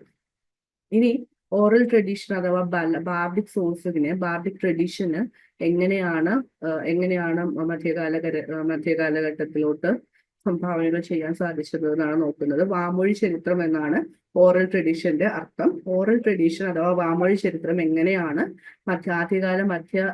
മീൻസ് ഏർലി മിഡീവൽ ഇന്ത്യൻ ചരിത്രത്തിലോട്ട് ഇൻഫർമേഷൻസ് നൽകുന്നതെന്ന് നോക്കാം. ഒരു സബാൾട്ടൻ വ്യൂ ആണ് ഓറൽ ട്രഡീഷൻ നൽകുന്നത്. എന്താ സബാൾട്ടൻ എന്ന് പറഞ്ഞാൽ? സബാൾട്ടൻ എന്ന് പറഞ്ഞാൽ താഴേക്കിടയിലുള്ള ചരിത്രമാണ്, മാർജിനലൈസ്ഡ് ഹിസ്റ്ററിയാണ്, ഹിസ്റ്ററി ഫ്രം ബിലോ എന്നൊക്കെ പറയാം. ഒരു ന്യൂ കൺസെപ്റ്റ് ഓഫ് ഹിസ്റ്ററി ആണ് സബാൾട്ടൻ വ്യൂ എന്ന് പറയുന്നത്. നിങ്ങൾക്ക് മേ ബി അത് ആക്ച്വലി ഒരു ബ്രാഞ്ച് ഓഫ് ഹിസ്റ്ററിയാണ്, like gender history, food history, gender history, colonial history, അങ്ങനെയൊക്കെ പറയുന്ന പോലെ ഒരു ബ്രാഞ്ച് ഓഫ് ഹിസ്റ്ററിയാണ് സബാൾട്ടൻ ഹിസ്റ്ററി എന്ന് പറയുന്നത്. Anyway oral tradition actually also history from a subaltern view എന്ന് പറയുമ്പോൾ ഇവിടെ ഓറൽ ട്രഡീഷൻ എന്ന് പറയുന്നത് വാമൊഴി ചരിത്രമാണ്. ഈ വാമൊഴിയായിട്ട് ചരിത്രം, അതായത് ചരിത്രം കഥകളായിട്ടും പാട്ടുകളായിട്ടും നമ്മുടെ വടക്കൻ പാട്ടുകളൊക്കെ പോലെ അങ്ങനെ പാടി നടന്നിട്ടുണ്ടാവുക ഒരു തരത്തിൽ, അല്ലെങ്കിൽ അത് പാസ് ചെയ്തിട്ടുണ്ടാവുക സമൂഹത്തിൽ താഴെ തട്ടിലുള്ള കോമണേഴ്സ് എന്ന് പറയുന്നത്, അല്ലെങ്കിൽ അതിലും താഴെയുള്ള ആളുകളായിരിക്കും. സോ ഇവരെയാണ് സബാൾട്ടൻ എന്ന് പറയുന്നത്. ഈ ഒരു താഴെ തട്ടിലുള്ള ആളുകൾ അല്ലെങ്കിൽ ആ ഒരു സൊസൈറ്റിയാണ് സബാൾട്ടൻ എന്ന് പറയുന്നത്. ഈ സബാൾട്ടൻ വ്യൂവിൽ നിന്നാണ് ബാർഡിക് ട്രഡീഷൻ അല്ലെങ്കിൽ ആ ഒരു വ്യൂവിൽ നിന്നാണ് ആ ഒരു പെർസ്പെക്റ്റീവ്, അതായത് സാധാരണക്കാരന്റെ വീക്ഷണത്തിലുള്ള ചരിത്രമാണ്, അവരുടെ ഒബ്സർവേഷനാണ്, സാധാരണക്കാരന്റെ അല്ലെങ്കിൽ സമൂഹത്തിൽ താഴെക്കിടയിലുള്ള ഒരു മനുഷ്യൻ ഒരു സമൂഹത്തിലുള്ള ആ സമൂഹത്തെ റെപ്രസെന്റ് ചെയ്യുന്ന ആളുകള് അവൻ ജീവിക്കുന്ന ആ സമൂഹത്തെ ഏത് രീതിയിൽ ഒബ്സർവ് ചെയ്തു, അതാണ് ബാർഡിക് ട്രഡീഷനും ഓറൽ ട്രഡീഷനും ഒക്കെ ആയിട്ട് മാറിയിട്ടുള്ളത്. നമുക്ക് കുറച്ചുകൂടെ എക്സാമ്പിൾ ആയിട്ട് പറയുന്നുണ്ടെങ്കിൽ നമ്മുടെ നാടൻ പാട്ടുകളൊക്കെ ഒരു ടൈപ്പ് ഓഫ് ഓറൽ ട്രഡീഷൻ ആണ്. നാടൻ പാട്ടുകൾ, പഴയ നാടൻ പാട്ടുകൾ ആരും എഴുതി ചിട്ടപ്പെടുത്തിയതല്ല, വാമൊഴിയായിട്ട് പാസ് ചെയ്ത് വന്നിട്ട് ലേറ്റർ അതൊരു കമ്പോസ് ചെയ്തിട്ടുള്ളതായിരിക്കണം. അപ്പൊ അതിലേക്ക് പറയുന്ന അല്ലെങ്കിൽ അതിലേക്ക് ഡിസ്ക്രൈബ് ചെയ്യുന്ന പല കാര്യങ്ങളും സമൂഹത്തിൽ താഴേക്കിടയിലുള്ള അല്ലെങ്കിൽ നമ്മൾ മോശം, നമ്മൾ മാറ്റി നിർത്തിയിട്ടുള്ള അല്ലെങ്കിൽ ഒരു കാലഘട്ടം തന്നെ മാറ്റി നിർത്തിയിട്ടുള്ള ഒരു ഗ്രൂപ്പ് ഓഫ് ആളുകളുടെ വേദനകളും വിഷമങ്ങളും ഒക്കെയാണ്. അതേപോലെ തന്നെയാണ് വടക്കൻ പാട്ടുകളും. അത് ഒരു പെർട്ടിക്കുലർ ആയിട്ടുള്ള, അതൊരു ഹീറോയിക് പോയംസ് ആണ് വടക്കൻ പാട്ടുകൾ എന്ന് പറയുന്നത്. ഓറൽ ട്രഡീഷന്റെ ഭാഗമായിട്ടുള്ള ഹീറോയിക് പോയംസ് ആണ്. അതായത് ഒരു പ്രത്യേക ഫാമിലിന്റെ ഹീറോയിക് ആയിട്ടുള്ള കാര്യങ്ങൾ എടുത്തു പറയാണ്. പക്ഷെ അത് പാടുന്നത്, അത് ആരാണ് പാടുന്നത് എന്ന് വെച്ചാൽ ഒരു പെർട്ടിക്കുലർ കാസ്റ്റിലുള്ള ഗ്രൂപ്പ് ഓഫ് ആളുകളാണ്.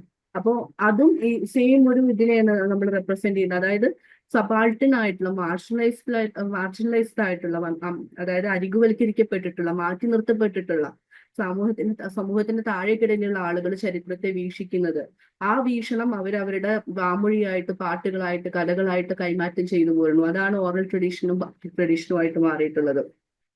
സോ ഇത് ആക്ച്വലി ഓറൽ ട്രഡീഷൻ, മധ്യകാല ഏർലി മിഡീവൽ ഇന്ത്യയെ കുറിച്ചിട്ടുള്ള ഓറൽ ട്രഡീഷൻ എന്ന് പറയുന്നത് അത് ഒരു സബാൾട്ടൻ വ്യൂ ആണ് നമുക്ക് ഓഫർ ചെയ്യുന്നത്. ഞാൻ പറഞ്ഞു സബാൾട്ടൻ എന്ന് പറയുന്നത്, സബാൾട്ടൻ ഹിസ്റ്ററി എന്ന് പറയുന്ന ടേം നിങ്ങൾ മനസ്സിലാക്കണം. താഴേക്കിടയിലുള്ള ചരിത്രം, മാർജിനലൈസ്ഡ് ഹിസ്റ്ററി അല്ലെങ്കിൽ ഹിസ്റ്ററി ഫ്രം ബിലോ എന്നാണ് സബാൾട്ടൻ എന്ന് പറയുന്ന, അല്ലെങ്കിൽ സബാൾട്ടൻ ഹിസ്റ്ററി എന്ന് പറയുന്ന വാക്കിന്റെ അർത്ഥം. സബാൾട്ടൻ എന്ന് പറയുമ്പോൾ സമൂഹത്തിൽ താഴെ നിലയിലുള്ള ആ ഒരു രീതിയിലാണ് അർത്ഥം വരുന്നത്. സോ എനിവേ, ഈ ഓറൽ ബാർഡിക് ട്രഡീഷൻ എന്ന് പറയുന്നത് ഒഫീഷ്യൽ റോയൽ നെറേറ്റീവ്സിൽ നിന്നും ഡിഫറെന്റ് ആണ്. മീൻസ് ഒരു റോയൽ ലൈഫും ഒരു കോമൺ ലൈഫും തമ്മിലുള്ള ഡിഫറൻസ് ഈ ഹിസ്റ്ററിയിൽ നമുക്ക് കാണാൻ പറ്റും. Samantas maintained bards to record genealogies and property rights. ഈ സമാൻഡാസ് എന്ന് പറയുന്ന ടൈപ്പ് ഓഫ് സമാൻഡാസ് എന്ന് പറയുന്നവര്,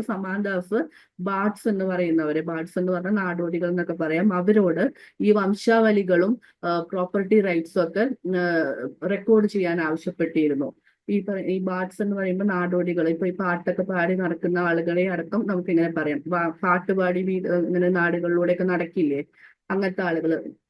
പുള്ളുവൻ പാട്ട്, പാണം പാട്ട് എന്നൊക്കെ പറയുന്ന ആ ഒരു ടൈപ്പ് ഓഫ്, ആ നമ്മൾ കേരളത്തിൽ പറയുന്ന വാക്ക്, ആ ഒരു ട്രഡീഷൻ ഉണ്ടല്ലോ, അത് ഇന്ത്യയിൽ ഒട്ടേറെ പല പേരുകളിൽ നിലനിന്നിരുന്നു. അതിന്റെ ഒരു കാര്യമാണ് ഇവിടെ പറയുന്നത്. സോ ഇങ്ങനെയുള്ള ആളുകളും ജീനിയോളജി എന്ന് പറഞ്ഞാൽ രാജവംശത്തിന്റെ വംശാവലിയും പ്രോപ്പർട്ടി റൈറ്റ്സ് ഒക്കെ റെക്കോർഡ് ചെയ്തിരുന്നു. Court scribes and Brahmana rajgurus authored formal inscription for legitimacy. Bardic narratives reflect lower status group perspective. അതായത് ഒരു പെർട്ടിക്കുലർ സമൂഹത്തിനെ ലോവർ സ്റ്റാറ്റസിലുള്ള ആളുകൾ അല്ലെങ്കിൽ സമൂഹത്തിന്റെ താഴേക്കരയിലുള്ള ആളുകളുടെ വീക്ഷണത്തിൽ നമ്മൾ മനസ്സിലാക്കുന്നത് ഓറൽ ട്രഡീഷനിൽ നിന്നാണ്. Dominant caste families patronized pandas at pilgrimage sites like Pushkar and Hathwa. Bardic poems provide diverse historical awareness. പലതരത്തിലുള്ള ചരിത്ര വീക്ഷണങ്ങൾ, ചരിത്ര അവയർനെസ് നമുക്ക് ബാർഡിക് പോയിംസ് നൽകുന്നുണ്ട്. ഇത് നമ്മൾ കേരളത്തിൽ നമ്മൾ പറഞ്ഞിട്ടുള്ള നാടോടി കഥകൾ പോലെയുള്ള ഒരു സംഭവം തന്നെയാണ് ബാർഡിക് പോയംസ് എന്ന് പറയുന്നത്. സോ അതിലെ പൃഥ്വിരാജ റാവുവിന്റെ എപ്പിക്, ഒരു എപ്പിക് എന്ന് പറയുമ്പോൾ ആ ഒരു ഇതിഹാസം, പൃഥ്വിരാജ റാവുസ് ഇതിഹാസം എന്ന് പറയുന്നത് it offers from Chandela inscriptions about Rajput കോൺഫ്ലിക്ട്സിനെ കുറിച്ചിട്ടൊക്കെ അങ്ങനെ വാമൊഴിയായിട്ട് കൈമാറ്റം ചെയ്യപ്പെട്ടിട്ടുള്ള ഒരു എപ്പിക്കാണ് പൃഥ്വിരാജ റാവുവിന്റെ എപ്പിക് എന്ന് പറയുന്നത്. ഒരു എക്സാമ്പിൾ ആണ്, മാർക്ക് ചെയ്ത് വെക്കാം. അതിനെക്കുറിച്ച് നരേഷൻ ഒന്നും ആവശ്യമില്ലെങ്കിൽ പോലും ജസ്റ്റ് ആ ഒരു എക്സാമ്പിൾ മാർക്ക് ചെയ്യാം. പിന്നെ അതേപോലെ തന്നെ അല്ലാ റാവുവിന്റെ ബാർഡിക് വർക്ക്സ് ഉണ്ട്. അതും ഓറൽ ട്രഡീഷനിൽ വരുന്ന ഒരു ഇമ്പോർട്ടന്റ് ആയിട്ടുള്ള വർക്കാണ്. ഇനി പുരാണാസ് ആണ് അടുത്ത historical source. Purana means ancient, പഴയത്. പുരാണ എന്ന് പറഞ്ഞാൽ പഴയതാണ്. സോ മിഡീവൽ ഹിസ്റ്ററി റീകൺസ്ട്രക്ട് ചെയ്യാനായിട്ട് പുരാണാസ് നമ്മളെ ഹെൽപ്പ് ചെയ്യുന്നുണ്ട്. It composed in the first millennium BC. Puranas mostly compose ചെയ്തിട്ടുള്ള ഫസ്റ്റ് മില്ലേനിയം BC-യിലാണ്. And they provide genealogies of dynasty. പല രാജവംശങ്ങളുടെയും വംശാവലി ജീനിയോളജീസ് നമുക്ക് പുരാണാസ് പ്രൊവൈഡ് ചെയ്യുന്നുണ്ട്. ഓരോ പുരാണവും ഫോക്കസ് ചെയ്യുന്നത് പർട്ടിക്കുലർ ആയിട്ടുള്ള ദൈവങ്ങളെയാണ്. ഡയറ്റി എന്ന് പറഞ്ഞാൽ ഓരോ പ്രതിഷ്ഠകൾ, അങ്ങനെയാണ്, ഓരോ ദൈവത്തിലാണ്. അതിൽ തന്നെ നമുക്ക് 5 facets എന്ന് പറയുന്നുണ്ട്. പ്രൈമറി ക്രിയേഷൻ, അതായത് 5 ഘട്ടങ്ങളെ കുറിച്ച് പറയുന്നുണ്ട്. അതില് ഒന്ന് പ്രൈമറി ക്രിയേഷൻ ആണ്. അതിൽ സാൻസ്ക്രിറ്റ് വേർഡ് ആണുള്ളത്. സർഗ ഉപകർമ്മ എന്ന് പറഞ്ഞിട്ടുള്ള സാൻസ്ക്രിറ്റ് വേർഡാണ് നിങ്ങളുടെ ടെക്സ്റ്റിൽ കൊടുത്തിട്ടുള്ളത്. അതിന് നിങ്ങൾ മനസ്സിലാക്കേണ്ട വാക്കുകൾ മനസ്സിലായിട്ടില്ലെങ്കിൽ primary creation, secondary creation, time cycle, അതായത് നമ്മൾ ഈ സൃഷ്ടി സ്ഥിതി അങ്ങനെ പറയില്ലേ, സൃഷ്ടി സ്ഥിതി സംഹാരം അങ്ങനെ എന്തോ പറയില്ലേ, ഇറ്റ്സ് ലൈക്ക് ദാറ്റ്. അപ്പോ അതേപോലെ തന്നെ ദ ടൈം സൈക്കിൾ എന്ന് പറയുന്നത് കോൾസ് ആണ്. അതേപോലെ സക്സഷൻ എന്ന് പറയുന്നത് പിന്തുടർച്ചയാണ്. ജിനിയോളജീസ് എന്ന് പറയുന്നത് വംശാവലി എന്നാണ് സംസ്കൃതത്തിലെ ടെക്സ്റ്റ് കൊടുത്തിട്ടുള്ളത്. There are 18 Mahapuranas and many Upapuranas. 18 main പുരാണങ്ങളും കുറെ ഉപപുരാണാസും ഉണ്ട്. അപ്പോ സ്ഥലപുരാണ എന്ന് പറയുന്നത്, അതേപോലെ മഹാത്മ്യ സ്ഥലപുരാണം എന്ന് പറയുന്ന ഒരു പുരാണമുണ്ട്. അതേപോലെ തന്നെ മഹാത്മ്യ എന്ന് പറയുന്ന ഒരു പുരാണമുണ്ട്. ഇത് രണ്ടും പുണ്യ സ്ഥലങ്ങളെ ഫോക്കസ് ചെയ്തിട്ടുള്ളതാണ് ഈ രണ്ട് പുരാണങ്ങളും. കാസ്റ്റ് പുരാണാസ് ഉണ്ട്, അത് ഹിസ്റ്റോറിക്കലി സിഗ്നിഫിക്കന്റ് ആയിട്ടുള്ള ഒന്നാണ്. പിന്നെ ജൈനാസ് പ്രൊവൈഡ് ചെയ്യുന്ന അവരുടേതായിട്ടുള്ള പുരാണാസ് ഉണ്ട്, ജൈന പുരാണങ്ങളുണ്ട്. അത് നോൺ ബ്രാഹ്മണിക്കൽ പെർസ്പെക്റ്റീവിലുള്ളതാണ്. ബ്രാഹ്മണേതര വീക്ഷണത്തിൽ നിന്ന്, ബ്രാഹ്മണന്മാരുടെ വീക്ഷണങ്ങളിൽ നിന്ന് most of the Puranas are Brahmins bride, അതായത് ബ്രാഹ്മൺസിന്റെ ക്രിയേഷൻ ആണ്. അപ്പൊ ഈ ബ്രാഹ്മണ വീക്ഷണത്തിൽ നിന്നും പുറത്തു നിൽക്കുന്ന ഒരു പുരാണമാണ് ജൈന പുരാണം അല്ലെങ്കിൽ ജൈനാസിന്റെ പുരാണം എന്ന് പറയുന്നത്. ജനകീയമായ വിശ്വാസങ്ങളെയും ആചാരങ്ങളെയും ഉത്സവങ്ങളെയും മറ്റും ബ്രാഹ്മണിക്കലായിട്ടുള്ളതും നോൺ ബ്രാഹ്മണിക്കലായിട്ടുള്ള ഇന്ററാക്ഷൻസിൽ നിന്നും ആ വീക്ഷണങ്ങളിൽ നിന്നൊക്കെ കാണിക്കുന്നത് ഉപപുരാണങ്ങളിൽ നിന്നാണ്. ഇപ്പൊ പുരാണങ്ങൾ എന്ന് പറഞ്ഞാൽ പഴയത് എന്നാണ് അർത്ഥം, പഴയ കാര്യങ്ങളെ കുറിച്ചുള്ള record that mainly centred on a deity അല്ലെങ്കിൽ focus on a deity. Deity എന്ന് പറഞ്ഞ ദൈവമാണ്, അല്ലെങ്കിൽ ഒരു പ്രതിഷ്ഠ എന്നൊക്കെ നമ്മൾ പറയും. അപ്പോ അതിൽ തന്നെ ഉപപുരാണാസും ഉണ്ട്, മഹാപുരാണാസും ഉണ്ട്. പിന്നെ 2-3 എക്സാമ്പിൾസ് ഓഫ് പുരാണാസ്, സ്ഥലപുരാണ ഉണ്ട്, കാസ്റ്റ് പുരാണ ഉണ്ട്. പിന്നെ നോൺ ബ്രാഹ്മണിക്കൽ പെർസ്പെക്റ്റീവിലുള്ള ഒരു പുരാണമാണ് നേരത്തെ പറഞ്ഞ ജൈന പുരാണം. ഇത്രയാണ് ഇതിൽ ഇമ്പോർട്ടന്റ് ആയിട്ട് നോക്കേണ്ടത്. ഇനി പലതരത്തിലുള്ള നിയമ പുസ്തകങ്ങൾ ഈ മധ്യകാല ഇന്ത്യയെ കുറിച്ച് പഠിക്കാനുള്ള സ്രോതസ്സുകളായിട്ട് മാറാറുണ്ട്, ചരിത്ര സ്രോതസ്സുകളായിട്ട് മാറാറുണ്ട്.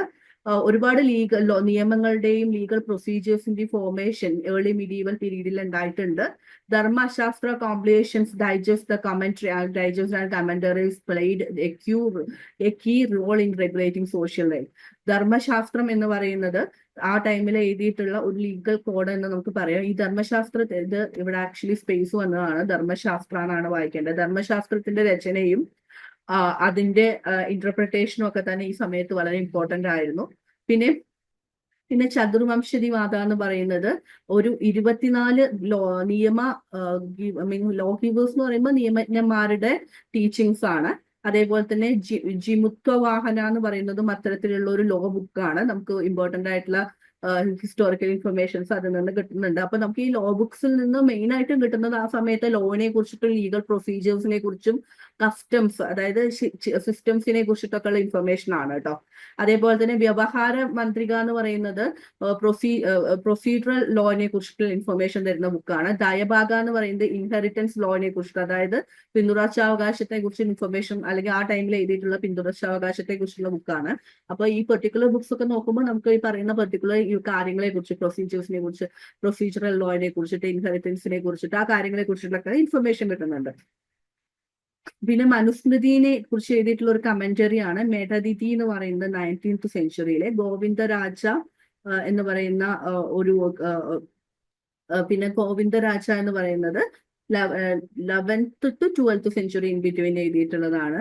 പിന്നെ യജ്ഞവൽക്യ എന്ന് പറയുന്നത് ഒരു സ്മൃതിയാണ്. സ്മൃതീസ് ആൻഡ് പുരാണാസ് കേട്ടിട്ടുണ്ടാവും, സ്മൃതി, യജ്ഞവൽക്ക സ്മൃതി. അങ്ങനെ ആ ഒരു സ്മൃതിയുടെ കമന്ററി എഴുതിയിട്ടുണ്ട്. അത് എഴുതിയിട്ടുള്ളത് വിഘ്നേശ്വര എന്ന് പറയുന്ന ഒരു ആളാണ്. അപ്പോൾ അതും ഒരു ലോ ബുക്കാണ്. പിന്നെ മിതാക്ഷര എന്ന് പറയുന്നത് മറ്റൊരു തരത്തിലുള്ള കോൺട്രിബ്യൂഷൻ ആണ്. ഇതൊക്കെ തന്നെ ഓതോറിറ്റേറ്റീവ് ടെക്സ്റ്റുകളാണ്. ഈ ടൈമത്തെ ഓതോറിറ്റേറ്റീവ് ആയിട്ടുള്ള ലോ ബുക്സ് ആയിട്ട് നമുക്ക് പറയാം. പിന്നെ ഇമ്പോർട്ടന്റ് ആയിട്ടുള്ള ബുക്കുകൾ ഇയറും സെഞ്ചുറിനേക്കാളും കുറച്ച് വർക്ക്സിന്റെ പേര് ഓർത്ത് വെക്കുക. ഫോർ എക്സാമ്പിൾ യജ്ഞവൽക്ക സ്മൃതി. പിന്നെ ഈ റെഡ് ആയിട്ട് കൊടുത്തിട്ടുള്ള വർക്കുകളുടെ പേരും ഇമ്പോർട്ടന്റ് ആണ്. പിന്നെ കൽപ്പർത്തു, സ്മൃതി ചന്ദ്രിക, ദേവാന ഭട്ട, അത് സ്മൃതി ചന്ദ്രിക ഓഫ് ദേവാന ഭട്ട എന്നൊക്കെ പറയുന്നത് വളരെ ഇമ്പോർട്ടന്റ് ആയിട്ടുള്ള ലോ ബുക്സ് ആണ്. പിന്നെ ഉള്ളത് പോയംസും സോങ്സും അതർ ലിറ്റററി സോഴ്സസും എങ്ങനെയാണ് ഇമ്പോർട്ടന്റ് ആയിട്ടുള്ള ചരിത്ര സ്രോതസ്സുകളാവുന്നത് എന്നാണ്. ആൾവാസിന്റെ നായനാസിന്റെ ഭക്തി ട്രഡീഷന്റെ ഭാഗമായിട്ടുള്ള ഡിവോഷണൽ സോങ്സ് ചരിത്ര സ്രോതസ്സുകളായിട്ട് നമുക്ക് ഇമ്പോർട്ടന്റ് ആയിട്ടുള്ള ചരിത്ര സ്രോതസ്സുകളായിട്ട് മാറുന്നുണ്ട്. അതേപോലെ തന്നെ നന്ദിഘല ഭാഗം എന്ന് പറയുന്നത് ഒരു പോയമാണ്. 80 സ്റ്റാൻസ എന്ന് പറയുമ്പോൾ നമ്മൾ പാരഗ്രാഫ് എന്ന് പറയില്ലേ, വലിയ നോട്ട് എഴുതുമ്പോൾ, അതായത് ഫ്രേസിലെ പാരഗ്രാഫ് ആണെങ്കിൽ പ്രോസിലെ അത് സ്റ്റാൻസയാണ്, 4 വരികളില്ലേ, ആ ഖണ്ഡിക എന്നൊക്കെ പറയും. ഖണ്ഡിക എന്നാണോ ഖണ്ഡം എന്നാണോ സംതിങ് മലയാളത്തിൽ പറയും. So it's 18 stanza that praises the reign of Pallava king Nandivarman എന്ന് പറയുന്ന നന്ദിവർമ്മൻ തേർഡ് എന്ന് പറയുന്ന പല്ലവ രാജാവിനെ കുറിച്ച് പറയുന്ന, അതേ പ്രൈസ് ചെയ്യാണ് ചെയ്യുന്ന, പ്രശംസിക്കുന്ന 80 സ്റ്റാൻസുകളുള്ള ഒരു പോയമാണ് നന്ദികാലഭകം എന്ന് പറയുന്നത്. പക്ഷെ ഇതിന്റെ ഞാൻ നേരത്തെ പറഞ്ഞിരുന്നു, പല ഓതേഴ്സിനെ കുറിച്ചുള്ള ഇൻഫർമേഷൻ നമുക്ക് ലഭ്യമല്ല, പല ഓതേഴ്സും അൺനോൺ ആണെന്ന്. സോ ലൈക്ക് ദാറ്റ് നന്ദികാല ഭാഗത്തിന്റെ ഓതർ അൺനോൺ ആണ്. Many Kannada works often associated with the Jainism were composed under the loyal patronage of the Rashtrakutas, Hoysalas and ചാലൂക്യാസിന്റെയും ഹോയ്സാലാസിന്റെയും രാഷ്ട്രകൂടാസിന്റെയും സംഭാവനകൾ കിട്ടി. അവരുടെ പ്രോത്സാഹനം കൊണ്ട് ഒരുപാട് തരത്തിലുള്ള ജൈനിസ്റ്റ് ഹിസ്റ്റോറിക്കൽ വർക്ക് അല്ലെങ്കിൽ ജനറൽ ഹിസ്റ്റോറിക്കൽ പോയംസും സോങ്സും അതർ ലിറ്റററി സോഴ്സസ് ഒക്കെ എഴുതിയിട്ടുണ്ട്. അതൊക്കെ തന്നെ ഇമ്പോർട്ടന്റ് ആയിട്ടുള്ള സോഴ്സ് മെറ്റീരിയൽസ് ആണ്. ലേഖ പട്ടത്തി എന്ന് പറയുന്നത് ഒരു സാൻസ്ക്രിറ്റ് ആൻഡ് പ്രാക്രിറ്റ് വർക്കാണ്, ഗുജറാത്തിൽ നിന്നുള്ളതാണ്. പലതരത്തിലുള്ള ലീഗൽ ഡോക്യുമെന്റ്സിനെ കുറിച്ച് ഉള്ള ഹിസ്റ്റോറിക്കൽ ഇൻഫർമേഷൻ നമുക്ക് ലേഖ പദ്ധതിയിൽ നിന്ന് കിട്ടുന്നുണ്ട്. അതിന്റെ ഓതറും അൺനോൺ ആണ്, ആരാണ് ഓതർ എന്ന് നമുക്കറിയില്ല. പിന്നെ കൃഷിപ്പര ഷാര എന്ന് പറയുന്നത് ഒരു ബംഗാളി ഊക്കാണ്, അഗ്രികൾച്ചറിനെ കുറിച്ചിട്ടാണ് പറയുന്നത്. എന്തിനെ കുറിച്ച് മെൻഷൻ ചെയ്യുന്നു എന്നുള്ളതും കൂടെ ഓർത്തു വെച്ചാൽ നന്ന്. പിന്നെ ലൈക്ക് ധർമ്മകഥ എന്ന് പറയുന്ന ജെയിൻ നാടോടി കഥകളൊക്കെ തന്നെ ആ ടൈമിൽ ഉണ്ടായിരുന്ന കച്ചവട സംഘങ്ങളെ കുറിച്ചും അവരുടെ ഫീച്ചേഴ്സിനെ കുറിച്ചും അവരുടെ മൂല്യങ്ങളെ കുറിച്ചും ആ കച്ചവടക്കാരെ കുറിച്ചിട്ടൊക്കെ പറയുന്നുണ്ട്. മാത്തമാറ്റിക്കൽ ടെക്സ്റ്റ് ആയിട്ടുള്ള ഗണിത സാരസ സംഗ്രഹ 9th സെഞ്ചുറിയിലുള്ളതാണ്. Mahaviracharya of Lilavati Mahaviracharya and Lilavati by Bhaskaracharya. ഇതൊക്കെ ഇമ്പോർട്ടന്റ് ആയിട്ടുള്ള വർക്കാണ്. മാത്തമാറ്റിക്കൽ ആയിട്ടുള്ള weight and measures, wages and points related ആയിട്ടുള്ള ഇൻഫർമേഷൻ ഇവിടെ നിന്ന് കിട്ടുന്നുണ്ട്. അപ്പൊ ഇത്തരത്തിലുള്ള ലിറ്റററി സോഴ്സസ് ഒക്കെ തന്നെ നമുക്ക് മധ്യകാല ചരിത്രത്തെ റീക്രിയേറ്റ് ചെയ്യാനായിട്ട് ഹെൽപ്പ് ചെയ്യുന്ന സോഴ്സുകളാണ്. അടുത്ത ചൈനീസ് അക്കൗണ്ട്സ് ആണ്. മതപരമായിട്ട്, അതായത് ബുദ്ധ ജൈന മതങ്ങളുമായി ബന്ധപ്പെട്ടും വിദ്യാഭ്യാസ പാണ്ഡിത്യ രംഗങ്ങളുമായി ബന്ധപ്പെട്ടും ആ കാലഘട്ടത്തിൽ ഇന്ത്യ വിസിറ്റ് ചെയ്തിട്ടുള്ള ചൈനീസ് ട്രാവലേഴ്സ് ഇന്ത്യയെ കുറിച്ച് എഴുതിയിട്ടുള്ള കാര്യങ്ങളാണ് ചൈനീസ് അക്കൗണ്ട്സ് എന്ന് പറയുന്നത്. മോസ്റ്റ് ഇമ്പോർട്ടൻ്റ്ലി ഹുയാങ്സ് ആണ്. 600 to 664 CE കാലഘട്ടത്തില് ഇന്ത്യ വിസിറ്റ് ചെയ്തു. ഏജിങ് എന്ന് പറയുന്ന ഒരു പേഴ്സൺ കൂടി അങ്ങനെ ഇന്ത്യ വിസിറ്റ് ചെയ്തിരുന്നു. അവരുടെ അക്കൗണ്ട്സ് എന്ന് പറയുന്നത് ഇന്ത്യയെ കുറിച്ചിട്ടുള്ള ബുദ്ധിസ്റ്റ് ഡോക്ട്രിൻസ്, അതായത് ബുദ്ധ മതവുമായി ബന്ധപ്പെട്ട കാര്യങ്ങളും അതേപോലെ തന്നെ ബുദ്ധിസ്റ്റ് റിലീജിയസ് പ്രാക്ടീസിനെ കുറിച്ച് പറയുന്ന കാര്യങ്ങളും പിന്നെ ജനറലി ആ കാലഘട്ടത്തിലെ ഇന്ത്യയെ കുറിച്ചിട്ടും പല ഇൻഫർമേഷൻസ് നമുക്ക് കിട്ടുന്നുണ്ട്. അതുകൊണ്ട് തന്നെ വളരെ ഇമ്പോർട്ടന്റ് ആയിട്ടുള്ള ഒരു ഹിസ്റ്റോറിക്കൽ റീകൺസ്ട്രക്ഷൻ സോഴ്സ് തന്നെയാണ് ചൈനീസ് അക്കൗണ്ട്സ് എന്ന് പറയുന്നത്. കമന്ററീസ് എന്ന് പറയുന്നത് തേരാവാദ സംഘ ടെക്സ്റ്റ് ഓരോ ബുക്കുകളെ കുറിച്ചും എഴുതിയിട്ടുള്ള റിവ്യൂസ് എന്ന് നമുക്ക് പറയാൻ പറ്റും. അങ്ങനെ തരത്തിലുള്ള കാര്യങ്ങളാണ് കമന്ററീസ് എന്ന് പറയുന്നത്.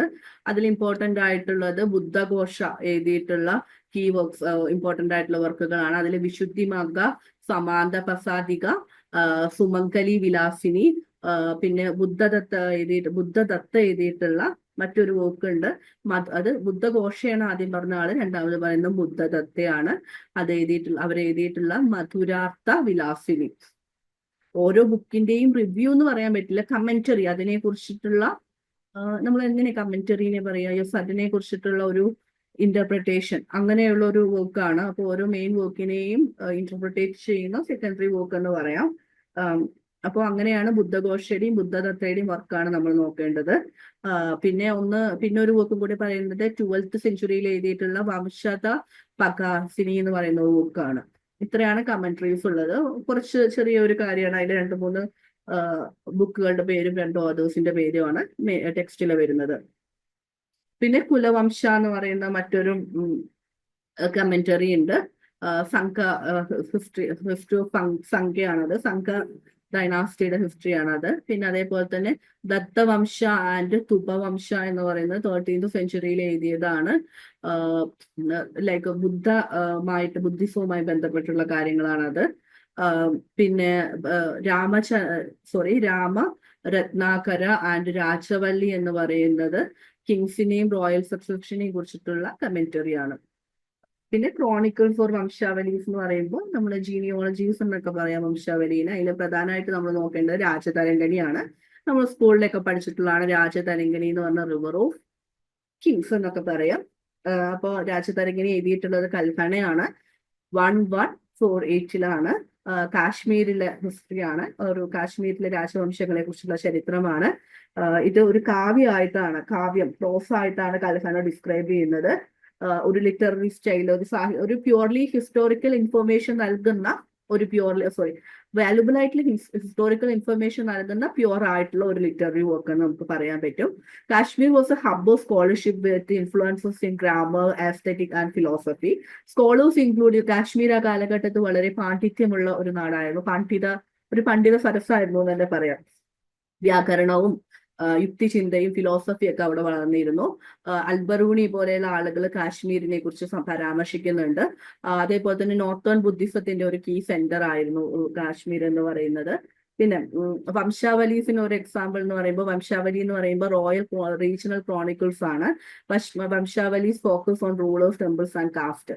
മതം എന്ന് പറയാൻ പറ്റില്ല, ജാതി ഉപജാതികളെ കുറിച്ചും പറയുന്ന ക്ഷേത്രങ്ങളെ കുറിച്ചും റൂളേഴ്സിനെ കുറിച്ചും അവരുടെ ഫാമിലി പറയുമ്പോൾ അവരുടെ ഡൈനാസ്റ്റീസിനെ കുറിച്ചിട്ടൊക്കെയാണ് വംശാവലീസ് ഡീൽ ചെയ്യുന്നത്. അതേപോലെ തന്നെ ഓരോയിടത്തും ഓരോ രീതിയിലാണ് വംശാവലീസ് എക്സിറ്റ് ചെയ്യുന്നത്. ഇനി രാജതരംഗിണി എന്ന് പറയുന്നത് ഇമ്പോർട്ടന്റ് ആയിട്ടുള്ള ഒരു വംശാവലിക്ക് ഇമ്പോർട്ടന്റ് ആയിട്ടുള്ള ഒരു എക്സാമ്പിൾ ആണ് വംശാവലിക്ക്. നമുക്കറിയാം ആരെഴുതിയെന്നുള്ളത് കൽഹണ. ഇതൊരു വേഴ്സ് ആണ്, വേഴ്സിലുള്ള ഒരു കമ്പോസിഷൻ ആണ്. ഇതില് 8 ബുക്കുകളുണ്ട്. അതാണ് തരംഗാസ് എന്ന് പറയുന്നത്. Wave of king, river of Kings എന്നൊക്കെയാണ് ഇതിന്റെ അർത്ഥം എന്ന് പറയുന്നത്. അതായത് ഒരു പെർട്ടിക്കുലർ ഒരു പെർട്ടിക്കുലർ ഏജിൽ കാശ്മീർ ഭരിച്ച രാജാക്കന്മാരെ കുറിച്ചിട്ടുള്ള ലിസ്റ്റ് ആണത്. ഒരു ഹിസ്റ്റോറിക്കൽ ബുക്ക് തന്നെയാണത്. So the first 3 deal with Kashmir history until the 7th century. ഈ 8 ബുക്കിൽ ആദ്യം 3 ഡീൽ ചെയ്യുന്നത് 7ാമത്തെ നൂറ്റാണ്ട് വരെയുള്ള കാശ്മീരിന്റെ ചരിത്രത്തെ കുറിച്ചിട്ടാണ്. 4 മുതൽ 6 വരെയുള്ള ബുക്ക് 7th to 11th സെഞ്ചുറിയിലുള്ള കാര്യങ്ങളാണ് ഡീൽ ചെയ്യുന്നത്. 7ഉം 8ഉം 12th സെഞ്ചുറിയിലത്തെ കാര്യങ്ങളാണ് ഡീൽ ചെയ്യുന്നത്. പിന്നെ കൽഹണ എന്ന് പറയുന്നത് കുറച്ചുകൂടെ ഈ കൽഹണയുടെ രാജതരംഗിണി എന്ന് പറയുന്നത് കുറച്ചുകൂടെ ഹിസ്റ്റോറിക്കൽ ആയിട്ട് നമുക്ക് പറയാൻ പറ്റും. ഒബ്ജക്ടിവിറ്റി അതേപോലെ ആളുടെ ഹിസ്റ്റോറിക്കൽ ബാക്ക്ഗ്രൗണ്ട് രണ്ടും നോട്ടബിൾ ആയിട്ടുള്ള കാര്യങ്ങളാണ്. കൽഹണയുടെ ഫാദർ എന്ന് പറയുന്നത് കാൻപക എന്ന് പറയുന്ന ആളായിരുന്നു. ആളൊരു മിനിസ്റ്റർ ആയിരുന്നു, but not an official of the current dynasty. ആളൊരു മിനിസ്റ്റർ ആയിരുന്നു എന്ന് പറയുന്നുണ്ട്. പിന്നെ കൽഹണ എങ്ങനെയാണ് കൽഹണ ഒരു പെർട്ടിക്കുലർ റൂളറിനെ കുറിച്ച് മാത്രമല്ല എഴുതിയിരുന്ന, ആ റൂളർ റെപ്രസെന്റ് ചെയ്യുന്ന ഡൈനാസ്റ്റിയിലെ മുഴുവൻ റൂളേഴ്സിനെ കുറിച്ചിട്ടാണ് രാജതരംഗിണി പ്രിപ്പയർ ചെയ്തിട്ടുള്ളത്. അപ്പൊ എന്താണ് കൽഹണ സോഴ്സ് മെറ്റീരിയൽ ആയിട്ട് യൂസ് ചെയ്തതെന്ന് നോക്കുമ്പോൾ കറന്റ് ആയിട്ടുള്ള previous historical records and provide a coherent account. Kalhana sought to correct previous historical records and provide a coherent account. He consulted Rajakatha, narrative rulers, local Puranas like the Neelamada Purana and Kshemendra Nripavali. അതായത് അതിൽ കുറെ പുരാണങ്ങളും രാജാവിന്റെ നെറേറ്റീവ്സും local പുരാണാസും ഒക്കെ തന്നെ refer ചെയ്തിട്ടാണ് ഈ പറയുന്ന രാജതരംഗിണി എഴുതിയത്. പിന്നെ ഇൻസ്ക്രിപ്ഷൻസും ശാസനാസും ടെമ്പിൾ ഗ്രാൻഡ്സും കോയിൻ ലെജൻസും ഓറൽ ട്രഡീഷൻസും ഒക്കെ തന്നെ കൽഹണയുടെ സോഴ്സ് ആയിരുന്നു. ഇനി മറ്റൊരു വംശാവലി എന്ന് പറയുന്നത് കർക്കോട്ട ഹിസ്റ്ററി ആൻഡ് ഹിസ്റ്റോറിക്കൽ കോണ്ടെക്സ്റ്റ് ആണ്. അതായത് കൽഹണയുമായി ബന്ധപ്പെട്ട കാര്യം തന്നെയാണ്. ബുക്ക് 4ലാണ് ഇത് പറയുന്നത്. അതേപോലെ തന്നെ പിന്നെ ഈ കർക്കോട്ട എന്ന് പറയുന്നത് പിന്നീട് കാശ്മീരിലോട്ട് കൺസോൾട്ടേറ്റ് ചെയ്തിട്ടുള്ള ഒരു ഡൈനാസ്റ്റി ആയിരുന്നു. അതിനെ കുറിച്ച് പറയുന്നുണ്ട്. That's all. പിന്നെ ചമ്പ വംശാവലി മറ്റൊരു വംശാവലിയാണ്. Chamba was a small hill state in western ഹിമാലയയിലുള്ള ഒരു ചെറിയ ഹിൽ സ്റ്റേറ്റ് ആണ് ചമ്പ എന്ന് പറയുന്നത്. ചമ്പ കിങ്ഡവുമായി ബന്ധപ്പെട്ടിട്ടുള്ള അവരുടെ റൂളേഴ്സുമായും അവരുടെ സക്സഷനുമായി ബന്ധപ്പെട്ടുള്ള കാര്യങ്ങളാണ് ചമ്പ വംശാവലിയിൽ പറയുന്നത്. കിങ്ഡത്തിന്റെ ഫോർമേഷനെ കുറിച്ചും ആ കിങ്ഡത്തിലെ ഉയർന്നു വന്ന മധ്യവർത്തികളെ കുറിച്ചും അതേപോലെ തന്നെ അവരുടെ പുരാണിക് ഹിന്ദുയിസത്തെ കുറിച്ചിട്ടൊക്കെ ചമ്പ വംശാവലിയിൽ പറയുന്നുണ്ട്. The capital shifted to Chamba from Brahmaur by the turn of the first millennium. The Vamshavali mentions conflicts such as the war between Chamba and Nurpur. ഒരു യുദ്ധത്തെ കുറിച്ചിട്ടൊക്കെ ചമ്പ വംശാവലിയിലെ പരാമർശിക്കുന്നുണ്ട്. 3 സെക്ഷൻസ് ആണ് ചമ്പ വംശാവലിയിലുള്ളത്. റോയൽ ലീനേജസും അവരുടെ ഒറിജിൻ മിത്സ് അതുമായി ബന്ധപ്പെട്ട ഡിവൈൻ കൺസെപ്റ്റ് ഒക്കെയാണ് ഫസ്റ്റ് സെക്ഷനിലുള്ളത്. ഏർലിയർ റൂളേഴ്സിനെ കുറിച്ചിട്ടുള്ള rough ആയിട്ടുള്ള ഒരു മെൻഷനിങ് ആണ് സെക്കൻഡ് സെക്ഷനിലുള്ളത്. പിന്നെ തേർഡ് സെക്ഷനിൽ എന്ന് പറയുന്നത് കിങ്ഡത്തിനെ കുറിച്ചും അവരുടെ ക്രോണിക്കിൾ ഓഫ് എസ്റ്റാബ്ലിഷ്, അതായത് വിവിധ കിങ്ഡങ്ങളുടെ ഫോർമേഷനെ കുറിച്ചും അവരുടെ റൂളിംഗ് ഡൈനാസ്റ്റീസിനെ കുറിച്ചിട്ടൊക്കെയാണ് പറയുന്നത്. ഇനി ഇസ്ലാമിക് സോഴ്സസ് ആണ്.